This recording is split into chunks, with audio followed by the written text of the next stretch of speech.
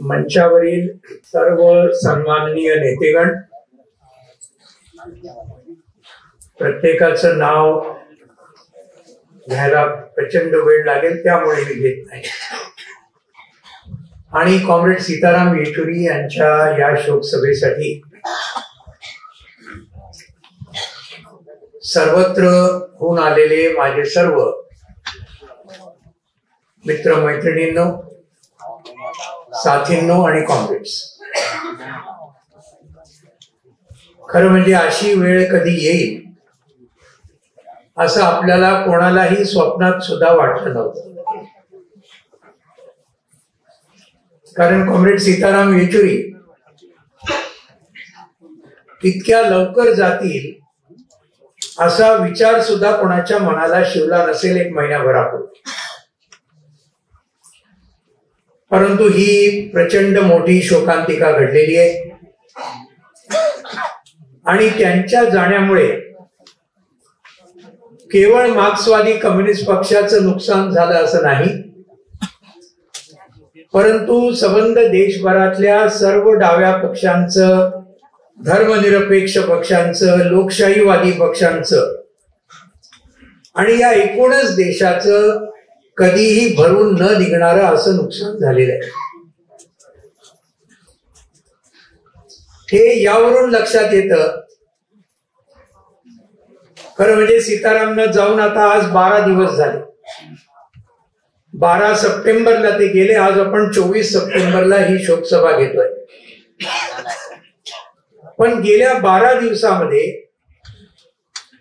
संपूर्ण देशभरातून सर्व दूरचित्रवाहिन्या बघा, सर्व वृत्तपत्र बघा, प्रत्येक भाषेतली वृत्तपत्र बघा आणि अर्थातच समाज माध्यम, सोशल मीडिया बघा, एक प्रचंड व्यापक अशी शोककळा ही या संबंध याच्यामध्ये पसरलेली आपल्याला दिसते. त्यांच्यावर अनेक लेख आले, अनेक वृत्तपत्रांनी अग्रलेख लिहिले आणि त्यांच्या वेगवेगळ्या स्वभावाचे वेगवेगळे पैलू, त्यांच्या तत्वनिष्ठतेचे पैलू, या सगळ्या गोष्टींवर अनेक जणांनी त्यांना श्रद्धांजली वाहिली. यामधूनच त्यांचं एकूण संबंध देशभरामध्ये स्थान काय होतं याची आपल्याला सर्वांना ती कल्पना आलेली आहे. मित्रांनो, खरं म्हणजे सीताराम येचुरी आणि मी गेले 45 वर्ष आम्ही एकत्र होतो. स्टुडंट्स फेडरेशन ऑफ इंडिया मध्ये जेव्हा मी प्रवेश केला 1978-79 मध्ये, ते अर्थात त्याच्या 5-6 वर्षापूर्वीपासून SFI मध्ये होते. पण तेव्हापासून आमचं नातं हे अतिशय जवळीकीचं नातं पहिल्यापासून राहिलं. स्टुडंट फेडरेशन ऑफ इंडियाचे ते राष्ट्रीय अध्यक्ष जेव्हा झाले, त्याच अधिवेशनामध्ये राष्ट्रीय उपाध्यक्ष म्हणून माझी निवड झाली आणि म्हणून अतिशय जवळचं विद्यार्थी चळवळीपासून युवा चळवळीमध्ये आणि मग त्यानंतर महाराष्ट्राचं प्रभारीपद हे पूर्वी कॉम्रेड BT रणदिवे, आपल्या सर्वांचे अतिशय आदरणीय मार्क्सवादी कम्युनिस्ट पक्षाच्या नवरत्नांपैकी एक, CITU संस्थापक अध्यक्ष, हे महाराष्ट्राचे प्रभारी असायचे.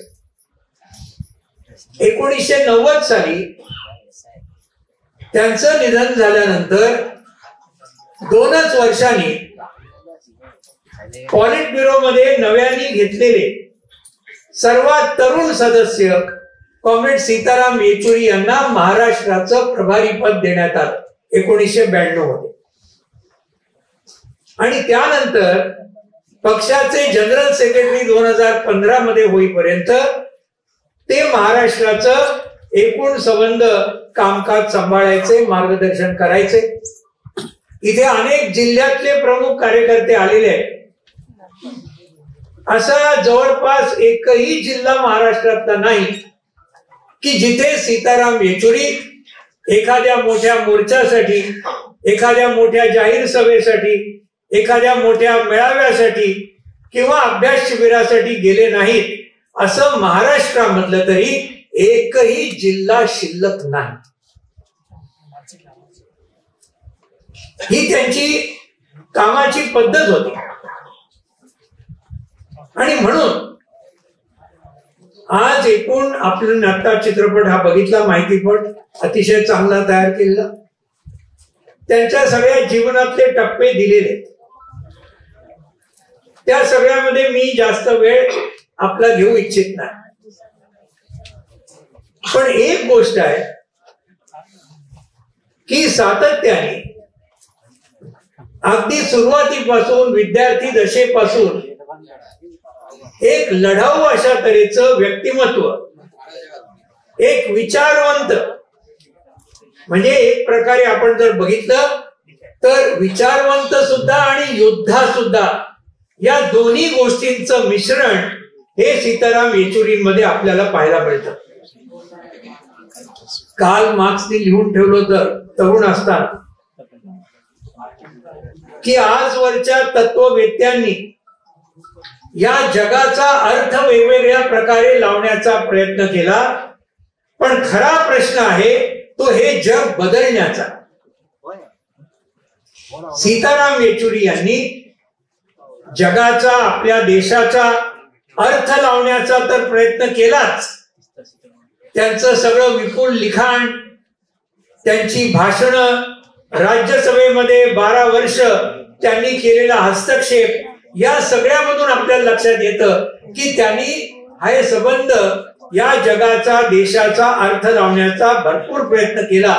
पण केवळ तेवढ्यावर ते थांबले नाही. ते पुढे जाऊन हा देश बदलण्यासाठी, हे जग बदलण्यासाठी सातत्याने ते लढत राहिले. आणि हे त्यांच्या कामाचं एक अत्यंत महत्वाचं वैशिष्ट्य होतं. या संबंध एकूण याच्यामध्ये त्यांनी एक 2-3च गोष्टी फक्त अत्यंत थोडक्यात, कारण अनेक वक्ते बोलणार आहेत याची जाणीव आहे. आंतरराष्ट्रीय पातळीकडे जर बघितलं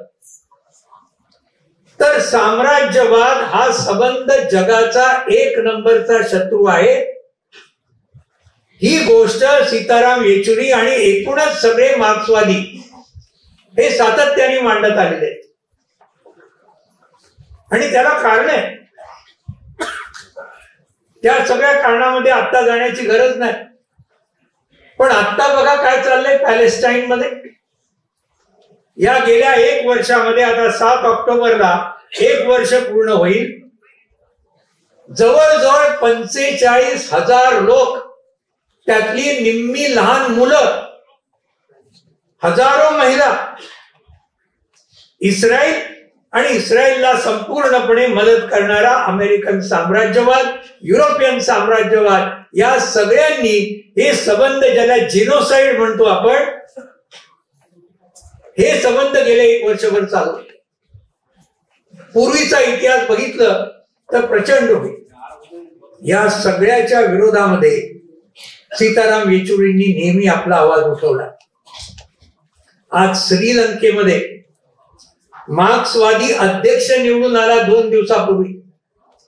त्याचं त्यांनी स्वागतच केलं असताच, पण त्याचबरोबर त्यांनी हा पण इशारा दिला असता की आता सर्वात महत्वाचा जो लढा आहे श्रीलंकेमध्ये, IMF काय करणार, साम्राज्यवाद काय करणार, याच्याकडे सुद्धा लक्ष द्यायला पाहिजे, अशी सुद्धा चेतावणी त्यांनी दिली असते. आपल्या देशामध्ये नव उदारवादी धोरण, ज्या धोरणांमुळे गेल्या 31 वर्षामध्ये आपण बघतोय काय झालं. 3-3.5 लाख शेतकऱ्यांना आत्महत्या कराव्या लागलेल्या आहेत आपल्या देशामध्ये कर्जबाजारीपणामुळे. असंघटित कामगार आत्महत्या करतायत. बेरोजगार तरुण आत्महत्या करतायत,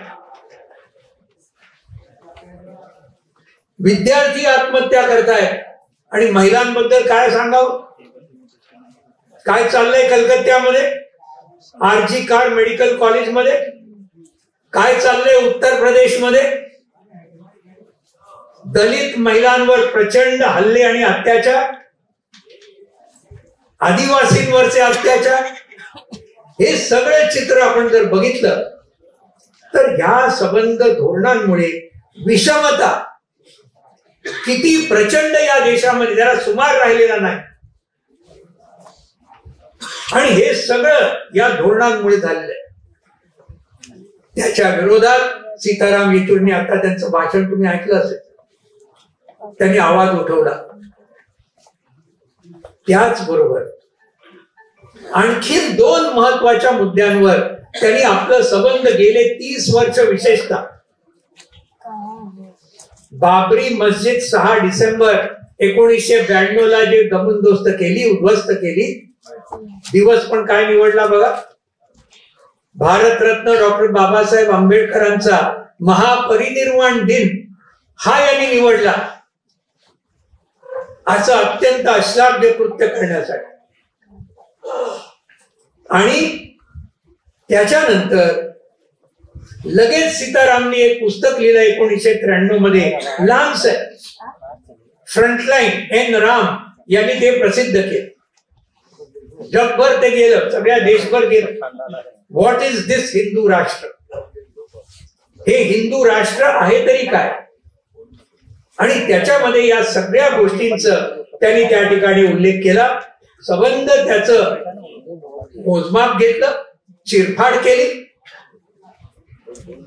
आणि त्यानंतर संबंध देशभरामध्ये हळूहळू अनेक शक्तींना याचं जो प्रचंड मोठा धोका आहे धर्मांधतेचा, याची कल्पना आली.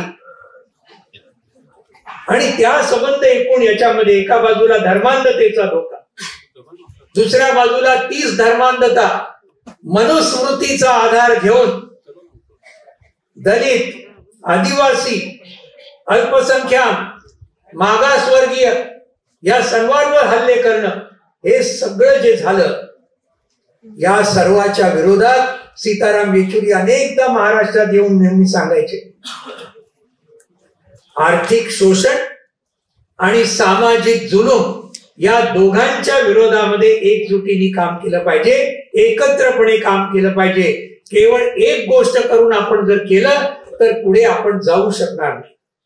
म्हणून आर्थिक शोषण आणि सामाजिक जुलूम, जाती व्यवस्था, तिचं उच्चाटन करणं, तिचं निर्मूलन करणं, जे भारतरत्न डॉक्टर बाबासाहेब आंबेडकरांनी सांगितलं. आणि या संबंध देशाची राज्य घटना, त्यातले जे 5 मुख्य स्तंभ आहेत, त्या स्तंभांचं रक्षण करण्यासाठी सीताराम येचुरींनी प्रचंड आपलं आयुष्य वेचलं. सार्वभौमत्व, सॉव्हरेंटी, लोकशाही, डेमोक्रेसी, धर्मनिरपेक्षता, सेक्युलरिझम, संघराज्यवाद, फेडरलिझम, आणि सामाजिक आर्थिक न्याय, सोशो इकॉनॉमिक जस्टिस, ही 5 आधारस्तंभ आहेत या राज्यघटनेचे. आणि हे करताना सीताराम यांच्या लक्षात आलं, बाकी अनेकांच्या लक्षात आलं, या मंचावर सगळे आहेत त्या प्रत्येकाच्या लक्षात आलेलं आहे की या राक्षसाचा जर बिमोड करायचा, सर्वांनी एकत्र आलं पाहिजे. आणि म्हणून युपीएचा प्रयोग जो झाला, सर्व धर्मनिरपेक्ष शक्तींना एकत्र करण्याचा जो प्रयोग झाला, आता 2023-24 मध्ये पुन्हा इंडिया आघाडीच्या वतीने हा जो प्रयोग झाला, त्याच्यामध्ये अर्थात अनेकांचं योगदान होतं. शरद पवार साहेबांचं प्रचंड आहे, याच्याबद्दल वादच नाहीये. इतर अनेक जणांचा. पण जसं आत्ताच नाना पटोले साहेबांनी सांगितलं, सीताराम येचुरींचं सुद्धा या प्रक्रियेमध्ये एक अत्यंत महत्वाचं योगदान. त्याच्या अगोदर हरकिशन सिंग सुरजीत आणि म्हणून आपण हे लक्षात ठेवलं पाहिजे. आज जर हे जरा आणखीन थोडंसं झालं असतं तर आज 2024च्या निवडणुकीमध्ये नरेंद्र मोदी आज विरोधी पक्षाच्या बाकावर बसले असते. तर या पद्धतीने आपल्याला पुढे जायचंय. ही संबंध प्रक्रिया सीताराम येचुरी यांनी अत्यंत हळुवारपणे सर्वांना विश्वासात घेऊन सामूहिकपणे हे संबंध कार्य हे सीताराम येचुरी यांनी केलं. आज सीताराम आपल्यामध्ये नाहीत, पण आव्हानं अजूनही शिल्लक आहेत. हीच जी आव्हानं आपण म्हटलं, ही सगळी आव्हानं आजही आहेत, आवासून उभी राहिलेली आहेत. परंतु या आव्हानांच्या विरोधात आता महाराष्ट्राच्या विधानसभेच्या निवडणुका आहेत, हरियाणाच्या आता होत आहेत, जम्मू काश्मीर, नंतर झारखंड, या सगळ्या ठिकाणी आज आपण ही जी एकजूट अत्यंत भक्कमपणे बांधली, त्याच्यामध्ये एकच गोष्ट आहे की ही एकजूट खरोखरच खालपर्यंत जर झिरपायची असेल तर त्याच्यामध्ये सर्व समावेशकता आली पाहिजे, इन्क्लुसिव्हनेस आला पाहिजे. हे मात्र अत्यंत गरजेचं आहे. तसा इन्क्लुसिव्हनेस जर आला तर मग प्रत्येकाला त्या दृष्टीने त्याचं नक्कीच त्या सगळ्या लढाईमध्ये सगळे लोक सामील होतील. मित्रांनो, आज कॉम्रेड सीताराम येचुरी यांना मार्क्सवादी कम्युनिस्ट पक्षाच्या वतीने आणि आपल्या सर्वांच्या वतीने या ठिकाणी त्यांना आदरांजली वाहतो. त्यांचं जे अपूर्ण राहिलेलं काम आहे ते आपण सगळेजण पूर्ण ताकदीने पुढे घेऊन जाऊ, पूर्णत्वास नेऊ, एवढंच आपल्या सर्वांना आवाहन करून मी आपल्या सर्वांची रजा घेतो. धन्यवाद. इन्किलाब जिंदाबाद. सीताराम येचुरींची ओळख प्राध्यापक एन.डी. पाटलांबरोबर ज्या वेळेला आम्ही दिल्लीला गेलो त्यावेळेला झाली आणि त्यानंतर त्यांचे माझी संबंध हे शेवटपर्यंत राहिले. कॉम्रेड ढवळे या ठिकाणी आहेत. या ठिकाणी दोनच गोष्टी मी सांगणार आहे. या देशामध्ये पहिला सेस हटवण्याचं काम रायगडमध्ये आम्ही केलं आणि त्याचं सर्व श्रेय सीताराम येचुरींना जात आहे. 45 गावांची शेती रिलायन्सने खरेदी करून ती रद्द करण्याचं काम ज्या वेळेला आम्ही केलं, कोकण भवन मध्ये आम्ही 1 लाख शेतकऱ्यांचा मोर्चा सीताराम येचुरींच्या नेतृत्वाखाली आणला आणि त्याची दखल माननीय सोनिया गांधींनी घेतली. मोर्चा चालू असताना स्टेजवरच सोनिया गांधींचा फोन सीताराम येचुरींना आला आणि ते म्हणाले, सीताराम जी क्या हो रहा है, इतने लोग कैसे जमा हुए. आणि त्याने तिथेच सांगितलं, तुम्ही दिल्लीला आल्यावर मला ताबडतोब भेटा, मी याच्यामध्ये लक्ष घालतो. ढवळे आम्ही सगळी मंडळी प्रमुख नेते यावेळेला दिल्लीला गेलो, सातत्यानं पाठपुरावा केला. कोलकाताही पण या ठिकाणी आहेत. आम्ही रायगडमध्ये गेली वर्षभर एन.डी. पाटलांच्या नेतृत्वाखाली आम्ही हा लढा त्यावेळेला लढवला होता. पण जे श्रेय जे मिळत त्या ठिकाणी वोटिंग झालं. वोटिंग झाल्याने वोटिंग जवळजवळ 95% वोटिंग हे शेतकऱ्यांना यासेस विरोधात केलं आणि तो रद्द झाला.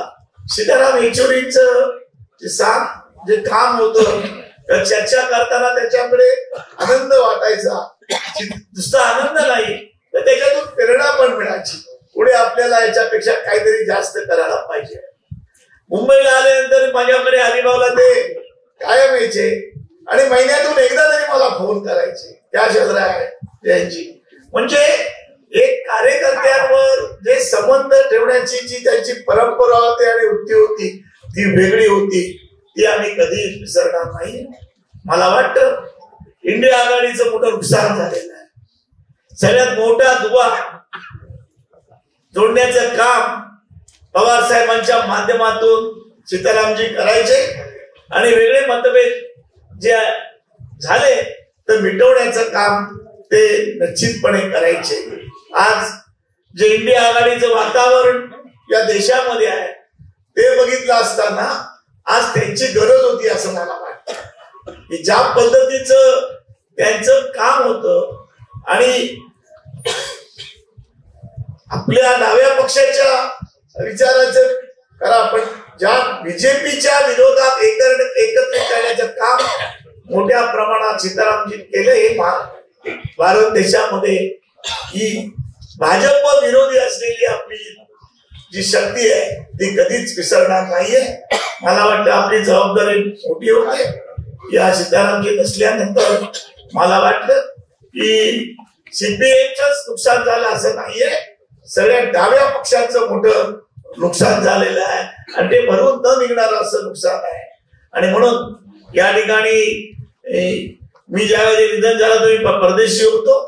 मी आल्यानंतर ज्या वेळेला मी अलिबागला आलो आणि लगेच दुसऱ्या दिवशी शोकसभा घेतली. प्रचंड तरुण वर्ग आणि प्रचंड जनसमुदाय त्या ठिकाणी अलिबागला आणि रायगडच्या जमला की त्यांचं एक वेगळं नातं होतं आणि नातं घेतल्यानंतर ते कधीच ते तोडत नव्हते पण त्यांना सिगरेट त्यांच्या घात केला असं मला वाटतं. मी अनेक वेळा त्यांच्या बरोबर बोललो की एक सिगरेट संपली की दुसरी सिगरेट त्या सिगरेटनी पेटवण्याचं काम सीतारामजी करायचे आणि मी त्यावेळेला त्यांना ते थांबवा म्हणून सांगायचो तेवढे आम्ही चले ना आम्ही क्या होत म्हणजे त्यांची जी बोलण्याची आणि करण्याची जी धमक होती आणि त्यांच्या आवाजामध्ये जो गोडवा होता तो गोडवा मला कधीच मी पुसू शकणार नाहीये. मी शेतकरी कामगार पक्षातर्फे त्यांना या ठिकाणी भावपूर्ण श्रद्धांजली वाहतो. या शोक सभेचे अध्यक्ष आदरणीय शरद पवार सर आणि आदरणीय मंच, खरं म्हणजे आजच्या या घडीला सीताराम येचुरीचं असणं हे काहीतरी आवश्यक होतं. संबंध देशामध्ये आघाडीचं राजकारण ठिकाण निर्माण झालं. त्याच्यामध्ये सीपीएमचे त्यावेळेचे मोठे नेते सुखबीर सिंग साहेब आणि यांच्या बरोबर सतत येचुरी साहेब असायचे. येचुरींच्या संबंध याच्यामध्ये कुठे ना कुठेतरी या देशाची घटना, या देशाची लोकशाही, या देशाच्या सर्वसामान्य माणसाचे अधिकार याच्या संबंधामध्ये सातत्यानं त्यासाठी झगडणं, संघर्ष करणं हे त्यांच्या संबंध विचारामध्ये. जेएनयू म्हणून त्यांचं नेतृत्व तयार झालं. जेएनयू मध्ये 3 वेळा 3 वर्ष सतत ते जेएनयूचे अध्यक्ष होते. तिथून BA झाले, MA झाले आणि PhD करत असताना ते इमर्जन्सी मध्ये जेलमध्ये गेले आणि त्यांची PhD राहिली. परंतु ते या देशाच्या संबंध सर्वहारा लोकांचे नेते झाले आणि त्यांचे प्रश्नासाठी लक्षात घेतलं पाहिजे की राज्यसभेमध्ये सुद्धा त्यांचं बोलणं जे असायचं ते कधीही चिडून असे बोलायचे नाही, कधीही जोरात बोलायचे नाही, उर्दू आवाजात बोलायचे, परंतु आपल्या प्रत्येक शब्दावर एकदम ठाम असायचे. त्या संबंधामध्ये ते कसलाही कॉम्प्रोमाइज करायचं नाही. एकदा असं झालं की त्यांना नायडू हे होते आमचे विधान परिषदेचे अध्यक्ष होते आणि त्यांनी डिस्ट्रप्शनला फार हे केलं की डिस्ट्रप्शन करून देणार नाही, हे याच्यामध्ये बसत नाही आणि डिस्ट्रप्शन हे लोकशाहीचं कसं अंग आहे या संबंधामध्ये त्यांनी आग्रही भूमिका मांडल्यानंतर ते त्यावेळेला अध्यक्षांना मी स्वीकारावं लागलं. असे ते एक नेते होते की ज्यांनी अनेक गोष्टी घडून आणल्या. या देशामध्ये RSSच्या संबंधामध्ये त्यांनी पुस्तके लिहिलेलं आहे. त्यानंतर संबंध बीजेपीचा हिंदुत्ववाद काय याच्यावर पुस्तक लिहिलेलं आहे. डेमोक्रेसीचं नेमकं काय अर्थ आणि आत्ताच्या परिस्थितीमध्ये समाजवादी विचार कशा रीतीने मांडणी केली पाहिजे या संबंधात पुस्तक लिहिलेलं आहे. ते सातत्याने लिखाणी करायचे, बोलायचे. एक पट्टीचा विद्वान परंतु सर्वसामान्यांशी एकदम सहजतेने बोलणारे असे ते होते. त्यांनी अनेक गोष्टी पुढे आणल्या गेल्या. पॉलिट ब्युरोचे सदस्य ते एकदम तरुणपणी झाले आणि त्यानंतर ते सीपीएमचे 3 वेळाला सतत जनरल सेक्रेटरी झाले. सुरजीत सिंगच्या टीमच्या बरोबर ते सतत असायचे आणि तेच त्यांनी त्यांचं जे राजकारण होतं किंवा त्यांचा जो विचार होता या देशाच्या संबंध घडणीच्या संबंधामध्ये तो विचार पुढे नेण्याचं काम येचुरी साहेबांनी केलं होतं. मी त्यांना शेवटचा लाल सलाम म्हणतो आणि माझे 2 शब्द संपवतो. मंच और सभा में बैठे हुए दूर दूर से आए हुए मार्क्सवादी पार्टी के भी और बाकी कार्यकर्ताओं जो सीताराम जी के जान थे. सीताराम येचुरी एक मार्क्सिस्ट थियोरिटिशियन, एक स्टूडेंट लीडर, संघर्ष और प्रतिरोध विरोध के साथी, एसएफआई जन संगठन उन्होंने विद्यार्थी होते हुए वहां पे शामिल हुए थे. आज तक एसएफआई के कोई भी कार्यक्रम में शामिल होते रहते थे 72 साल.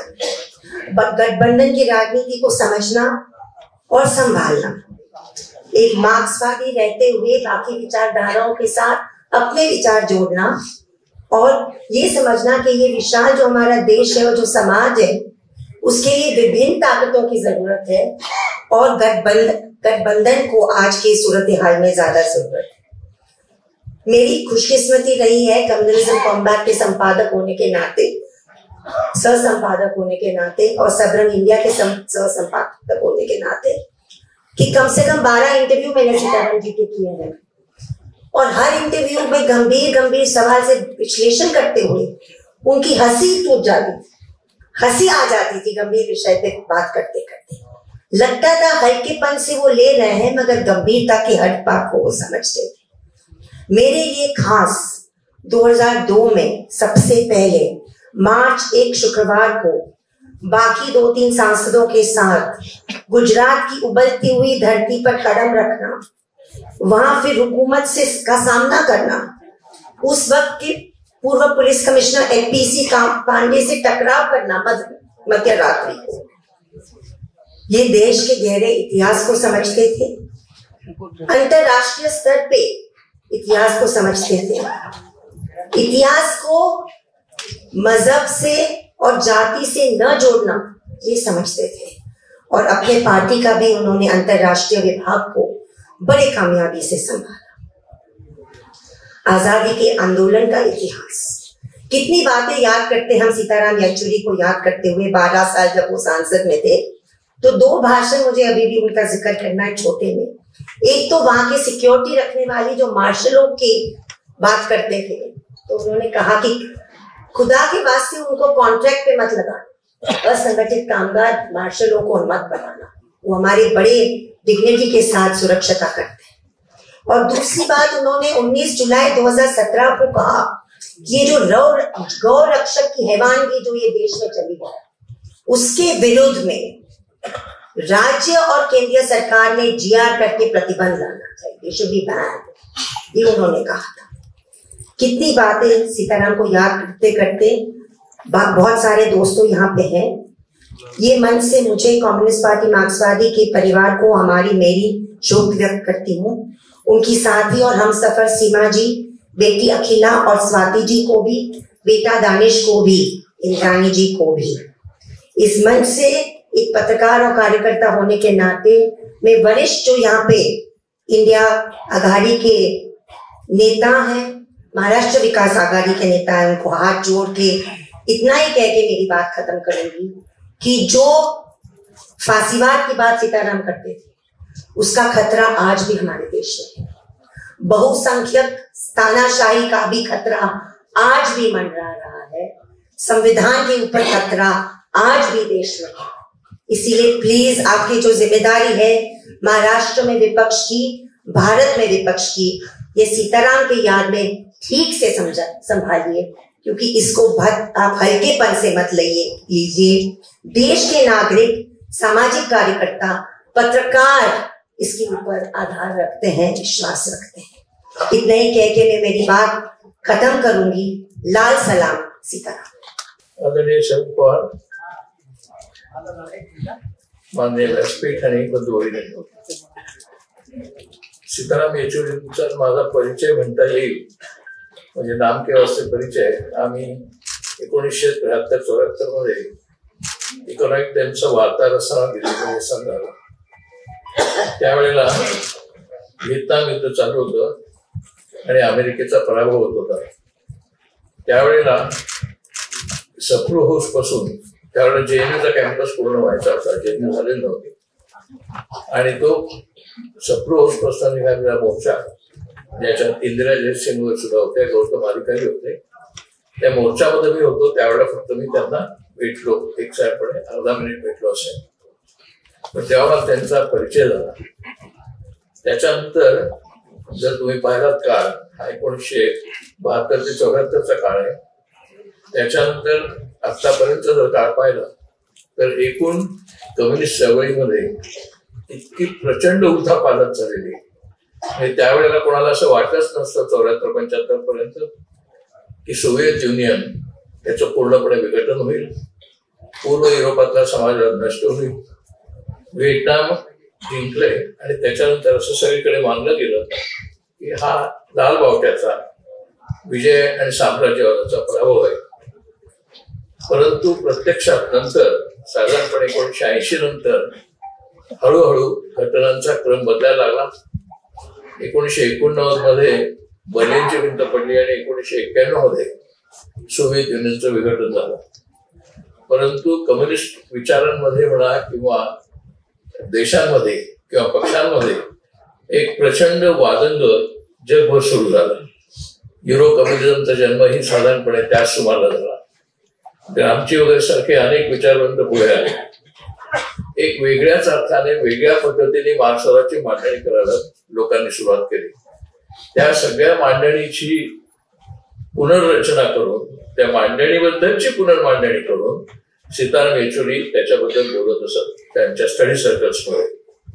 म्हणजे इतकी कम्युनिस्ट चळवळीमध्ये स्थित्यंतर झाली, जगामध्ये स्थित्यंतर झाली.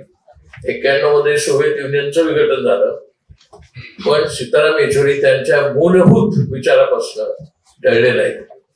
त्यांनी मार्क्सवाद लेनिनवादाची मूलतत्व या सगळ्या घटनांना कशी लागू पडतात आणि त्याच्यामुळे आपण जग कसं समजून घेऊ शकतो, आणि केवळ कम्युनिस्ट चळवळीची किंवा कम्युनिस्ट देशांची जगभर पिछाड झालेली आहे म्हणून समाजात समजा असं समजायचं कारण नाही. त्याच्यात स्थित्यंतर होत आहेत. स्थित्यंतर होणं हाच एक नियम आहे जगाचा. आपण ते स्थित्यंतर समजून घेतली पाहिजेत आणि आपली मूळ उद्दिष्ट बदलता कामा नयेत. म्हणून मार्क्सवाद लेनिनवादाचा पुनश्च तात्विक पद्धतीने, व्यावहारिक पद्धतीने अभ्यास सुरू केला. आणि म्हणूनच केवळ 75 मध्ये आणीबाणीला विरोध करताना त्यांनी जो काँग्रेसचा विरोध केला तो बाजूला ठेवून 77 किंवा 80 नंतर त्यांनी त्याच काँग्रेसचे संबंध जोडले. इतकंच नव्हे तर JNU मध्ये ज्या वेळेला चळवळीचं वातावरण आलं त्यावेळेला राहुल गांधी आणि सीताराम येचुरी दोघे जण एकत्र JNUच्या चळवळीमध्ये हजर होते. किंबहुना मी असं म्हणेन की या सगळ्या काळात जसं पार्टीत स्थित्यंतर झाली, देशांमध्ये स्थित्यंतर झाली, पार्टीच्या विचारांमध्ये स्थित्यंतर झाली, तसं काही प्रमाणात सीताराम येचुरीमध्ये सुद्धा एक प्रकारचं स्थित्यंतर झालं. आणि त्या स्थित्यंतरामुळेच मला असं वाटतं, इथे मी कोणाचा अवमान करू इच्छित नाही, परंतु एका वेगळ्या अर्थाने सीताराम येचुरी हे नेहरूवादी मार्क्सवादी झाले, किंवा असंही म्हणता येईल किंवा मार्क्सवादी नेहरूवादी झाले. आणि त्यामुळेच महात्मा गांधी आणि नेहरू यांचा विचार आणि मार्क्स आणि लेनिन यांच्या विचाराचं एक प्रकारचं इंटिग्रेशन करण्याचा प्रयत्न त्यांनी केला. त्या इंटिग्रेशनमुळेच ते युपीएचं काम करू शकले. जर मार्क्सवाद, लेनिनवाद आणि नेहरूवाद आणि गांधीवाद याचं जर ते इंटिग्रेशन करू शकले नसते आणि त्याला जर त्यांनी डॉक्टर बाबासाहेब आंबेडकरांची जोड दिली नसती तर ह्या 5 नेतृत्वाच्या डॉक्टर बाबासाहेब आंबेडकर, गांधी, नेहरू आणि मार्क्स, लेनिन यांना जर त्यांनी एकत्र आणण्याचं एक इंटिग्रेशनचा वेगळ्या मांडणीचा प्रयत्न केला नसता, विचार मांडला नसता, तर ते युपीए बरोबर राहिले नसते. आणि आज जे त्यांचं सार्वत्रिक पातळीवरती शोक व्यक्त होत आहे तो काही फक्त कम्युनिस्टांपुरता मर्यादित नाही. ज्यांना बुर्जा म्हणून आपण म्हणतो, भांडवली विचाराचे म्हणतो, असे पत्रकार, असे संपादक, असे लेखक, असे कवी, असे नाटककार, असे चित्रपटकार, असे सगळे सीताराम येचुरींच्या निधनानंतर शोक व्यक्त करतायत.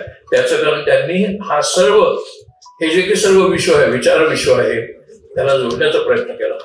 असे विचार विश्व जोडण्याचे प्रयत्न होण्याची गरज आहे. पण आपल्याकडे अधिकाधिक सेक्युलरिझम वाढत चाललाय.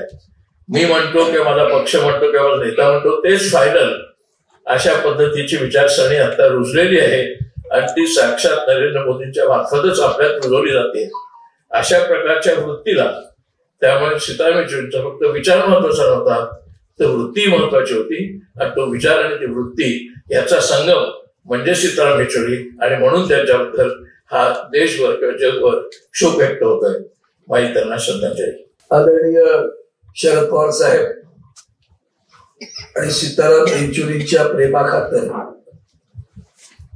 त्यांच्याबद्दलच्या कार्याबद्दलच मनामध्ये असलेल्या आदरापोटी आज उपस्थित असलेले व्यासपीठावरील आणि व्यासपीठासमोरील तमाम बांधव भगिनी माता, खर तर मी गिरणगावातलं वाढलेलं, त्यामुळे गिरणगावात लाल बावटे की जय ही घोषणा आम्ही लहानपणापासून ऐकली.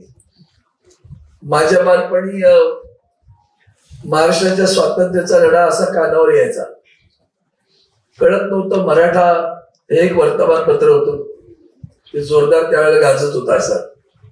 आणि पाठोपाठ युद्धही येत होती, पण युद्धाच्या वेळी त्याचं मारण्याचं जोरदार असायचं. पण त्याच गिरण गावामध्ये शिवसेना निर्माण झाली, तिनं पकड घेतली आणि आमचं आणि लालबावटेचं प्रचंड प्रेम निर्माण झालं. त्या प्रेमातलं तुम्हाला कळलं असेल की पुढे पुढे काय घडत गेलंय, त्याचं सांगण्याचं कारण नाही. पण आज सीताराम येचुरी आहे का अलौकिक व्यक्तिमत्वाला आदर व्यक्त करण्यासाठी मी आले. खर तर माझा त्यांचा संपर्क ते राज्यसभेत, मी लोकसभेत. पण माणसं बैठकीतनं केव्हा तरी भेटत राहतात, कमिट्यांच्या बैठकीतनं भेटत राहतात. आणि आता जी क्रांती आपल्या देशात घडली, खास करून ती क्रांतीचं पाया म्हणू आपण त्याला, की 400 पार करणाऱ्यांना जागेवर आणण्यासाठी आपण सगळे एकत्र आलो. सगळ्यांना संविधानाचं महात्म्य कळायला लागलं. आणि ते कळताना जेव्हा एकत्र यायला लागलो, तेव्हा विचारांचं आदान प्रदान वेगळ्या पद्धतीनं होणार. सुदैवानं आणखीन मी अलीकडच्या काळात तर मी आमच्या शिवसेना पक्षाचा लोकसभेचा गटनेता झालो. त्यामुळे सातत्यानं बैठकींना एकत्र येण्याचा प्रयत्न होतो.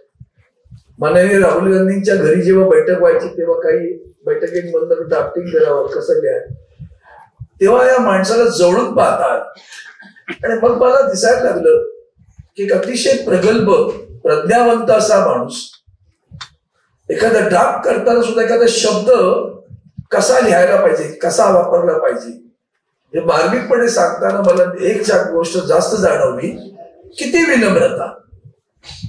आणि इतका विनम्र की आत्ताच्या काळामध्ये अर्ध्या हळकुंडाने लोक पिवळी होतात, पण एवढी विद्वत्ता असताना, प्रज्ञा असताना आणि संघर्षमय जीवन जगलेला माणूस. म्हणजे तेलुगू भाषिक, तामिळनाडू कुठे, दिल्ली कुठे, दिल्लीतलं शिक्षण कुठं, त्या दिल्लीमध्ये पहिले आले ती एसएससी बोर्डात त्या काळामध्ये आलेला विद्यार्थी. असा विद्यार्थी संघर्षमय जीवन जगताना आमच्या नेहरू विद्यापीठामधनं अर्थशास्त्राचा पदवीधर होतो. आणि ती विनम्रता जेव्हा मी पाहिली, तेव्हा मला सटकन आपलं साधं सुभाषित आहे, विद्या विनयन शोभते, असं सुभाषित ज्याला शोभेल ना, ते म्हणजे माननीय सीताराम येचुरी. आणि मग त्या सीताराम येचुरी बद्दल जेव्हा आम्ही नेहमी पाहत आलो, अलीकडच्या काळामध्ये वफादार हा शब्द फारच जोरदार होतोय. आता मला माननीय शरद पवार साहेबांनी पत्र, तुमच्या सगळ्यांचं प्रेमपत्र दाखवलं आणि सांगितलं त्यांचं काय मागणं आहे बघा. आणि म्हटलं आम्हाला आवडलं, कारण आम्ही त्या बाबतीत आमच्याकडे हा वंदनीय शिवसेना प्रमुखांचा विचार पहिल्यापासून आहे, निष्ठा असावी.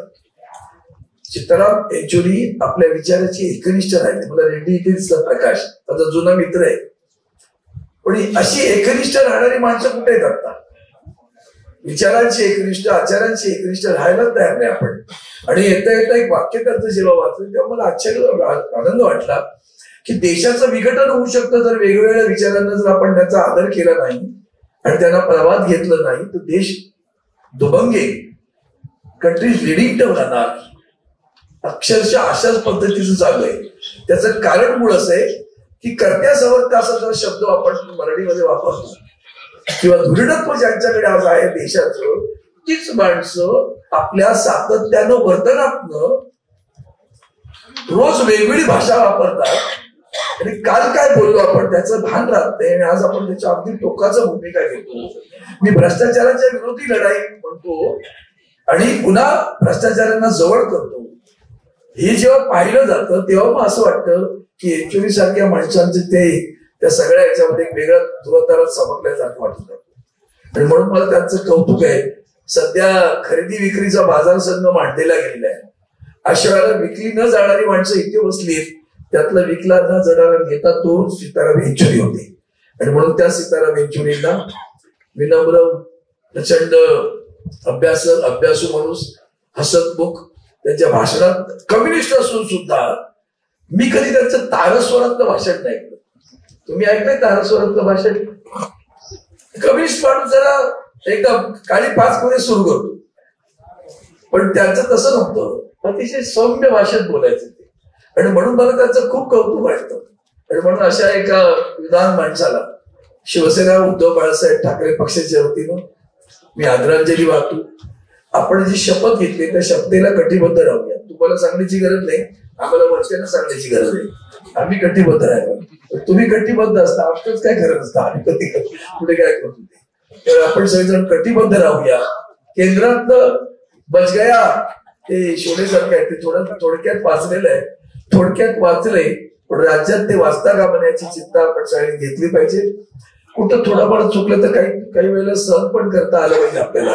कारण घाणेरडं राजकारण इतक्या पातळीचं, आणि आम्ही तर अशी घोड्याच्या पाण्यासाठी सरळ चालत होतो, आम्हाला कळतच नव्हतं इकडं काय तिकडं काय. पण आता जेव्हा पाहतो तेव्हा खरेदी करणारी माणसं बाजारात अशी काही उभी आहेत का विचारू नका. पण लोकांना प्रलोभनं, ज्यांनी आयुष्यात स्वप्न पाहिजे असली प्रलोभनं ती देतात आणि ती प्रलोभनाला माणूस विचार वगैरे सगळं वाहून जातो. ती प्रलोभनाला न बळी पडणारी माणसं आहोत. त्यामुळे तुमच्या शब्दांतीला अधिक किंमत आहे आमच्यापेक्षाही. पण त्यापेक्षा आपण सगळ्यांनी असं कटिबद्ध होऊया. येचुरी साहेब, तुमच्या मनातलं स्वप्न साकार करण्याची ताकद आम्हाला द्या, हेच त्यांना विनम्र श्रद्धांजली शिवसेना उद्धव बाळासाहेब ठाकरे पक्षाच्या वतीनं मी वाहतो. धन्यवाद. मंचावरील सर्व नेतेगण आणि या सभागृहामधले सर्व कॉम्रेड्स, कॉम्रेड सीताराम येचुरी एक अतिशय उमद, हसतमुख व्यक्तिमत्व. खरं तर मला त्यांना प्रत्यक्ष भेटायची कधीच संधी मिळाली नाही. समोरासमोर आमची एकदाही भेट झाली नाही. त्यांना लांबूनच बघत आले, मंचावर त्यांची भाषणं, टीव्हीवर ऐकताना. पण लांबूनही आपल्या नेत्यांकडे आपण जेव्हा बघत असतो तेव्हा ते काय छाप आपल्या मागे असणाऱ्या असंख्य लोकांवर सोडतात ते खूप महत्वाचं. आणि त्यांची जी वैचारिक निष्ठा, याच्याबद्दल अनेकांनी इथे बोलले, पण त्या निष्ठा आणि व्यक्तिमत्वात असलेली एक समग्रता ही फक्त जवळून अनुभवता येते असं नाही, तुमच्या देहबोलीमधून पण ती व्यक्त होत असते. आणि त्यामुळे टीव्हीवर सुद्धा जेव्हा आपण एखादा नेता बघतो, आज अनेक नेते मेकअप करून समोर येतात, सतत पेहराव बदलत राहतात, वेशभूषा बदलतात आणि त्यातून व्यक्तिमत्व प्रकट करण्याचा एक नकली कार्यक्रम करतात. पण कॉम्रेड सीताराम येचुरींसारखे नेते, त्यांना या कुठल्याही गोष्टीचा आधार घ्यावा लागत नाही. आपल्यासारख्या सामान्य माणसांना सुद्धा लांबून दिसणारे कॉम्रेड येचुरी हे अतिशय इंटिग्रिटी असणारे, वैचारिक निष्ठा असणारे, संवेदनशीलता राखून असणारे, विचारांची एक उंची राखून असणारे असे नेते म्हणूनच समोर येतात. आणि अशी माणसं आपलं जगणं साजरं करतात. तीच माणसं जगणं साजरं करतात जे स्वतःच्या पलीकडे होऊ शकतात आणि कायम त्या वैचारिक निष्ठा घेऊन आपल्या स्वतःच्या पलीकडे, समष्टीकडे, समाजाकडे, समाजातल्या शोषण व्यवस्थेकडे बघत त्या विरोधात लढणारे असे कॉम्रेड येचुरी यांचं संपूर्ण जगणं हे अतिशय साजरं व्हावं असं जगणं, कृतार्थ असं जीवन. आणि म्हणून त्याला आदरांजली व्हायलाच पाहिजे. ते विचारवंत म्हणून समोर येतात, ते लेखक म्हणून समोर येतात, ते वाचक म्हणून समोर येतात. पण विचारवंत म्हणून जेव्हा समोर येतात तेव्हा हेही लक्षात येतं की त्यांचं शिकणं कधीच थांबत नाही. आयुष्यभर समाजातून, माणसांकडून, पुस्तकांमधून परिस्थितीतून शिकत आपला विचार मांडत जे विचारवंत होतात त्यांची एक नाळ जी असते सामान्य जनजीवनाशी जोडलेली ती कधी तुटत नाही आणि ती न तुटलेली आपल्याला कॉम्रेड येचुरींच्या बाबत पण बघायला ते उत्तम वाचक असणारच, कारण नुसती पुस्तकं वाचत नसावेत, समाज वाचणं, माणसं वाचणं, परिस्थिती वाचणं आणि त्याचं एक समग्र भान आणि व्यवस्थेचं भान घेऊन त्याच्यावर लढणं आणि त्याबद्दलचा संदेश हजारोंपर्यंत लाखोंपर्यंत घेऊन जाणं हे एक असाधारण काम आहे. सत्तेच्या आवारात ते कितीतरी वर्ष वावरले असतील, पण फार दुर्मिळ नेते असे आहेत की सत्तेच्या आवारात वावरत असूनही ते अतिशय निर्व्याज निरागस असं हसू कायम चेहऱ्यावर ठेवू शकतात, दुःखामुळे येणारे आसू पण सांभाळू शकतात. आता ही फिल्म बघत असताना त्यांचा जो लहानपणचा फोटो आहे, तुम्ही पण सगळ्यांनी पाहिलाय, ते तेव्हाचा लहानपणचा फोटो आणि आत्ताचा अगदी अलीकडचा कॉम्रेड येचुरींचा फोटो त्याच्यात फार फरक नाहीये. ते तसेच आहेत, निर्व्याज आणि प्रांजळ. ते टिकवणं आणि विशेषतः जिथे सत्तेचा खेळ चालतो अशा ठिकाणी आपल्या विचारांसह हे आतलं असणं, प्रामाणिक असणं, निर्व्याज असणं हे टिकवणं हे अत्यंत असाधारण असं आहे. ते लेखनही भरपूर करत असत, पण प्रत्यक्ष पुस्तकांमधून लिहिणं, वर्तमानपत्रांमधून लिहिणं, माध्यमांमधून लिहिणं यापेक्षा मी ते लिहिणं महत्वाचं मानते जे परिस्थितीवर मात करणारं, परिस्थितीवर उपाय सुचवणारं, त्याच्या विरुद्ध झुंजणारं, लढणारं अशी जी कृती आहे ती कृती हे सर्वात महत्वाचं लेखन आहे, जे लेखन ते या संपूर्ण इतिहासासाठी सोडून गेलेले आणि ते अतिशय कृतार्थ अशा प्रकारचं लेखन आहे असं मला वाटतं. या सगळ्यामध्ये राजकीय नेते म्हणून मगाशी सावंत साहेब म्हणाले की आता खोकेबाज संस्कृती आहे, सगळं काही विकायला आहे, पण अशा परिस्थितीमध्ये सुद्धा सत्तेच्या आवारात हे असं कृतार्थ, समग्र, सर्वांगीण विचार करणारं नेतृत्व जपणं, टिकणं ही दुर्मिळ गोष्ट आहे. अशा या दुर्मिळ व्यक्तिमत्वाला, नेतृत्वाला आजच्या काळात त्यांची उणीव फार जाणवत राहील, कारण देशात आणि राज्यात ज्या प्रकारचे फॅसिस्ट राजवट आहे आणि कॉर्पोरेट भांडवलशाही आणि मनुवाद्यांची अनिष्ट युती दोन्हीकडे सत्तेमध्ये आहे, अशा परिस्थितीमध्ये त्यांच्या विरुद्ध झगडण्यासाठी जी ताकद हवी, जी निष्ठा हवी, जी आस्था हवी, जी कणव हवी, ती सगळी असणारे कॉम्रेड येचुरी आज आपल्यामध्ये नाही. पण त्यांची ही पोकळी जशी आपल्याला सर्वांना जाणवेल, इथे एक त्यांचा मोठा परिवार आहे, त्यांचा एक्सटेंडेड परिवार हा अधिक मोठा आहे, अधिक विस्तारित आहे, पण आपल्याला सर्वांना ही पोकळी जाणवते आहे. तुमच्या सर्वांच्या दुःखात आपण सगळे एकत्रपणे सहभागी आहोत. पण या परिस्थितीवर मात करणारी लढाई एकजुटीने लढणं आणि विशेषतः येत्या 1.5-2 महिन्यात महाराष्ट्रामध्ये आपण विधानसभा निवडणुकींना सामोरे जाणार आहोत. इथे मंचावर जी एक युनिक म्हणता येईल अशी युती हा शब्द खरं वापरता कामा नये, अशी एकजूट म्हणूया. ही जी जूट आहे ती जूट या विधानसभेचा मोठा संघर्ष महाराष्ट्रामध्ये होणार आहे.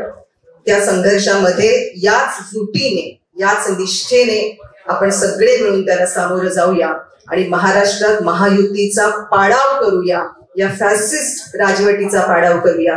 तीच आदरणीय कॉम्रेड सीताराम येचुरींना मनपूर्वक अशी श्रद्धांजली ठरेल. या अशा उमद्या व्यक्तिमत्वाला मी ज्या ज्या संघटनांचं प्रतिनिधित्व करते ते सर्वहारा जन आंदोलन, अन्न अधिकार अभियान, जन आंदोलनांची संघर्ष समिती, जागतिकीकरण विरोधी कृती समिती, भारत जोडो अभियान या सर्व संघटना आणि आघाड्यांच्या वतीने भावपूर्ण श्रद्धांजली. आदरणीय मंच और सभागृह में बैठे सब कॉम्रेड्स को लाल सलाम और सीताराम येचुरी को आदरांजलि देते हुए मुझे नाज भी होता है और दुख भी होता है, क्योंकि बापू के बाद मेरे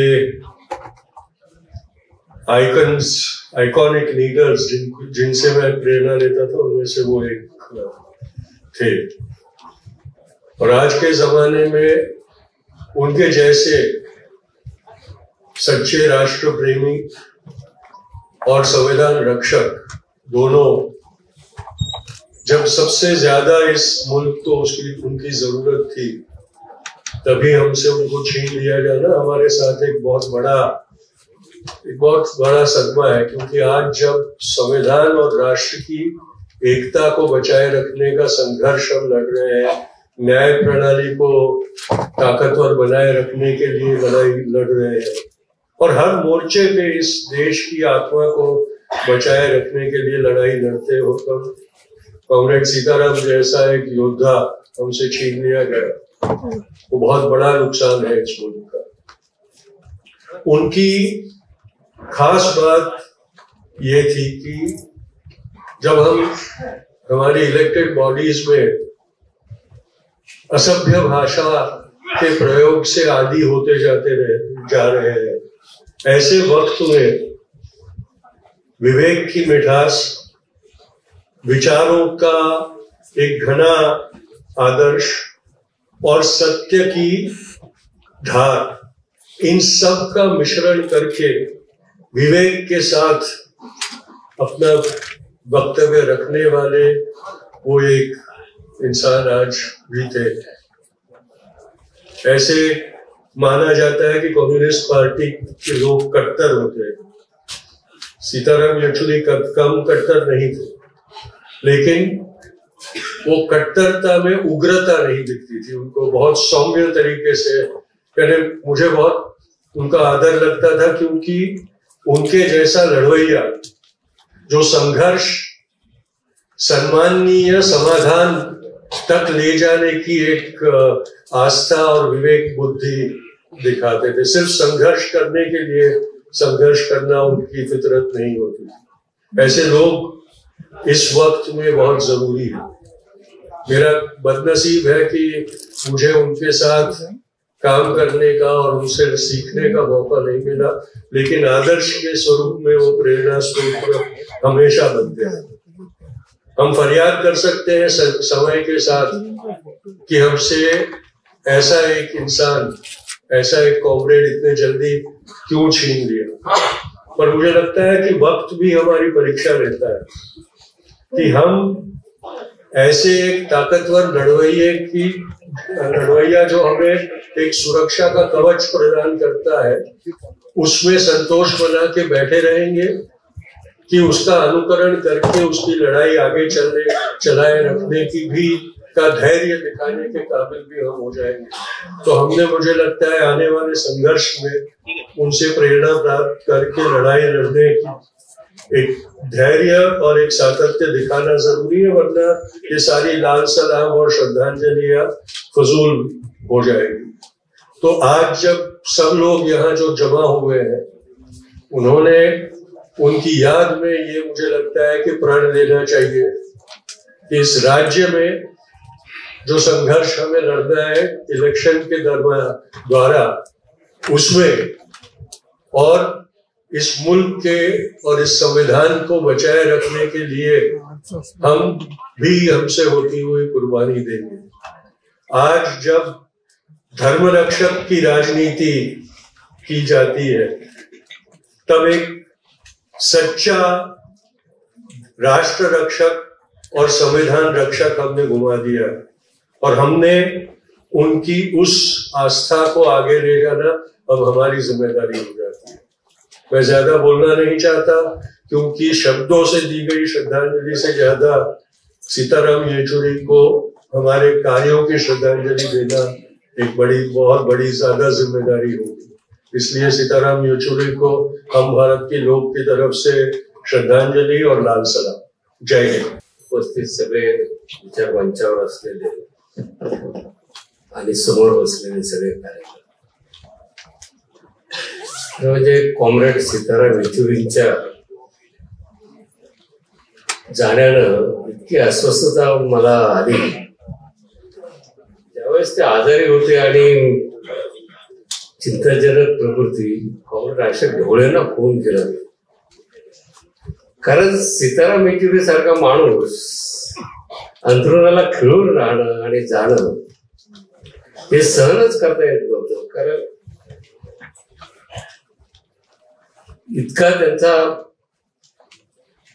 दिलखुलास बोलणं त्यांचा स्वभाव, पण याही पलीकडे या देशाचं जे धर्मनिरपेक्ष समाजवादी, कामगार, कष्टकऱ्यांशी, आदिवासी सगळ्या संबंध, चळवळीशी त्यांचा जो संबंध होता, कारण अनेक वर्ष या ना त्या कारणाने, विशेषतः तिसऱ्या आघाडीच्या काळामध्ये आम्ही ज्यावेळेस काम करत होतो, अनेकदा संबंध आला. साहित्य, संस्कृती, इतिहास, देशाचं राजकारण, आणि अशा वेळेस ते केले की त्यांना आपली गरज होती. आज खरं म्हणजे आपल्याला बाबासाहेब आंबेडकरांनी लिहिलेला संविधानाचा नितांत म्हणजे आदर. तुम्ही कधी सीतारामजीचं भाषण बघा, संविधानाच्या संदर्भात ते अतिशय त्याची उकल करणं, संविधानाचा खरा अर्थ, ज्या संविधानाने आपल्याला भारतीयत्व दिलेलं आहे, त्याची जी महानता आहे आणि त्याचे जे मूळ गाभा आहे, अत्यंत समजावून सांगायचे. इतका विद्वान माणूस, म्हणजे मी अनेकदा मुंबईत आल्यानंतर आम्ही डी कोसंबी प्रतिष्ठानच्या ह्याच्यातलं त्यांचं व्याख्यान असो किंवा मी दिल्लीत गेल्यानंतर त्यांच्या बरोबरच्या बैठका असो, अत्यंत, आणि आयडिया ऑफ भारत ज्याला म्हणतात, भारताचं जे वैविध्य आहे त्याच्यामध्ये संबंध जे आपलं भारतीयत्व टिकून राहू याच्याविषयीचे त्यांच्या कल्पना म्हणजे अनेक पुस्तकं लिहिलेली आहेत. त्याचं वाचन केल्यानंतर अत्यंत मगाशी त्यांनी सांगितल्याप्रमाणे विनम्रता, शालीनता, साधेपणा, नेहमी जमिनीवर पाय असणारा हा नेता, आणि विशेषतः साहित्यिकांशी, विचारवंतांशी कुठल्याही म्हणजे याच्यामध्ये विषयावर, फक्त साहित्याचं शास्त्र असो, आमची जी विद्यार्थी साहित्याची किंवा प्रोग्रेसिव्ह लिटरेचरची जी मुवमेंट असायची त्याच्याविषयी ते बोलायचे. कसं आपल्याला लोकांच्या पुढे जाता येईल याच्याबद्दल ते बोलायचे. आणि मला सगळ्यात मी जी आज एक जी सरकारची जी लाडकी योजना आहे ती संविधान हटाव अशी जी लाडकी योजना मांडणारं सरकार आहे ते अशा वेळेस ते गेलेले आहे. आणि मी त्यांच्याविषयी अनेकदा सगळ्यांना माहिती आहे, आपणही सगळ्यांनी बोलले, वक्तेही बोललेले. फक्त आता अनेकांनी जे मत व्यक्त केलेले की त्यांचं जे स्वप्न होतं की इथल्या फॅसिस्ट, साम्राज्यवादी आणि संपूर्ण जातीय धर्मांगवादी शक्तीला पराभूत करणं आणि त्याच्यासाठी संविधानाची जी एक टिकवणं ही त्याची सातत्याने हे त्याच्यावर ते चिंतन करत राहिले, त्याच्यावर ते लढे देत राहिले. अगदी आयुष्य त्यांचं संबंध याच्यासाठी गेलेलं आहे. अशा वेळी आपल्याला पुढच्या या विधानसभेच्या काळामध्ये या शक्तीनं केंद्रीय विशेषतः युपीए सारखं सरकार टिकवणं, नंतर इंडियाची आघाडी उडवणं आणि सगळ्यांना सामावून घेणं आणि एकमेकाशी सुसंवादी व्यक्तिमत्व ज्याला म्हणतात, जे धर्मनिरपेक्ष आणि संबंध परिवर्तनवादी शक्तीचा साधण्याचं एक ते सीताराम येचुरी आपली फार मोठी, मला आपल्याला कळत नाही पण सीतारामजीच्या जाण्याने संबंध सीपीएमची, मार्क्सवादी कम्युनिस्ट पक्षाचीच नव्हे तर संबंध देशामधल्या ज्या परिवर्तनवादी चळवळी आहेत, मग त्या सामाजिक क्षेत्रातले असो, साहित्य क्षेत्रातले असो, सांस्कृतिक क्षेत्रातले असो, अत्यंत ते म्हणजे त्यांच्याशी बोलल्यानंतर ज्यांचा संबंध आल्यानंतर असं एक माणूस, मी खरं म्हणजे त्यांच्या जाण्याने प्रचंड अस्वस्थ झालो होतो, परंतु आपण अस्वस्थ राहून चालला. त्यांनी जो त्यांची जी इच्छा होती, त्यांना जे वाटत होतं इथल्या फॅशिस्ट आणि संबंध शक्तीला पराभूत करून एक संविधानवादी आणि एक देशाचं एकात्म टिकवणारं आणि सर्वांना बरोबर घेऊन जाणारे एक राजकारण पुढे न्यावं आणि आपल्याला जी संधी त्यांनी उपलब्ध करून दिलेले ते पुढे न्यावं. मला वाटतं त्यांना खरीपूर्वी ही श्रद्धांजली कॉम्रेड सीताराम येचुरीला लाल सलाम. मी महाराष्ट्रातल्या सगळ्या साहित्यिकांच्या, लेखकांच्या आणि संबंध जे इथे त्यांच्या वतीने येतो, त्यांना शेवटचा लाल सलाम आणि जय भीम करतो. थांबतो. जय हिंद.